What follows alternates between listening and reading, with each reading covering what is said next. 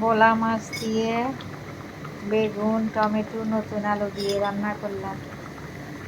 এটাকে ভোলা মাছ বলে। এই যে এটা ভোলা মাছ, অনেকটা ভেটকি মাছের মতো দেখতে, ভেটকি মাছের মতো। ভোলা মাছ দিয়ে নতুন আলু, টমেটো, বেগুন টমেটো দিয়ে পাতলা ঝোল রান্না করলাম। খেতে খুবই টেস্ট হয়।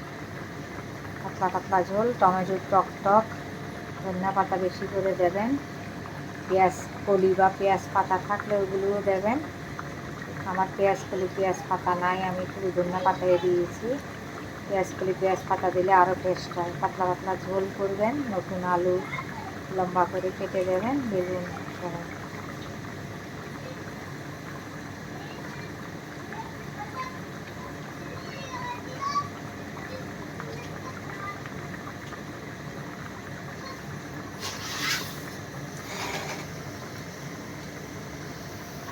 এটা তো একটাও নাই না।